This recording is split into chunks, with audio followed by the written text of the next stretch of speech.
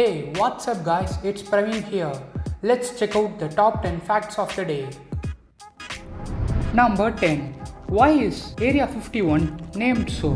Area 51 is just the sort of bureaucratic military jargon that sounds like the basis for a vast conspiracy, where after all are areas 1 through 50. In fact, the name comes from designations on Nevada test site maps from the 1950s. Area 51 is part of the Nevada test site, now known as the Nevada National Security Site, a remote area of desert 65 miles, which is 105 kilometers north of Las Vegas. It was the Nevada test site that hosted hundreds of nuclear weapon tests starting in the 1950s, almost 100 of which were above ground. Number 9. Delayed UFO claims. Despite the headline making balloon crashes in 1947, Area 51 didn't really get its extraterrestrial reputation until the late 1980s, when a man named Robert Lazar told a Las Vegas television station that he worked at a mysterious site called S4 near Area 51 to reverse engineer crashed flying saucers. This caused quite a stir, but Lazar was lately found to have fabricated his employment not only on the base but his entire background. He claims to have graduated from MIT and Caltech but actually went to neither. And he also claims to have worked for Los Alamos National Laboratory, which also turned out to be false. Number 8. No visitors. Area 51 is on the map, but good luck actually getting there. It's a restricted area with armed guards patrolling the fences around the perimeter. They are colloquially known as camo dudes because that's what they wear when on job. Given the testing of stealth crafts on the site, this kind of secrecy isn't very surprising. However, the guards may be the ones who are mostly affected by the military silence surrounding the site. Guards have sought compensation for breathing problems. They say they have experience since they are being exposed to the toxic chemicals from the burning of coatings meant to shield aircraft from radar. Number 7. The moon landings were supposedly faked at the Area 51.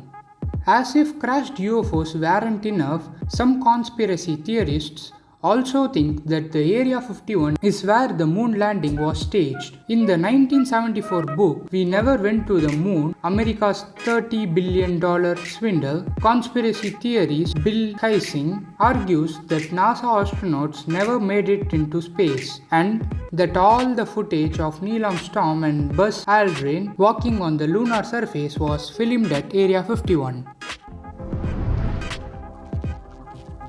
Number 6. What is it really for? The Nevada Test and Training Range is used to train aircraft crews in combat scenarios and for live mutation trainings. According to the Air Force as well as the operational testing, in the past, the site has been used to test and deploy new helicopters, aeroplanes, unmanned drones, and other top secret military technologies. One of these was the famous U-2 spy plane, an ultra-high altitude aircraft. Number 5. Secrecy yields conspiracy. Many of the conspiracy theories that sounds Area 51 are the result of the government's need to keep the base secret. The alleged UFO may have been just a nuclear reconnaissance balloon, but the Air Force didn't want the public to know much about their spy capabilities either. Many of the UFO sightings around the bases were known by the Air Force officials to be U-2 test flights. Number 4. Continued activity. After the U-2 plane program, Area 51 remained a testing ground for the other spy planes, such as the Lockheed A-12 Oxcart and the D-21 Tugboat. Today, the site is still used. Google Earth views shows nearly kept runway and a small, orderly cluster of buildings, and in some views, there is evidence of new constructions over the past decades. Number 3. Area 51's existence wasn't officially acknowledged by the US government until 2013. Although it was chosen as a site to test aircraft in 1955, the government did not acknowledge that Area 51 even existed until 2013. Maps and other documents created by the CIA were released thanks to Jeffrey T. Richardson, a senior fellow at the National Security Archives who was granted access to the documents under the Freedom of Information Act. Number 2. Air Force Affiliation. Officially, Area 51 is part of the Nevada Test and Training Range, which is affiliated with Nellis Air Force Base. According to the Air Force, the NTTR is the largest combined air and ground space for peacetime military operations in any democracy in the world. It covers a total of 2.9 million acres, which is almost 1.2 million hectare-acres, and 5,000 square miles, which is 12,950 square kilometers of restricted airspace. Number 1. Paradise in the Desert.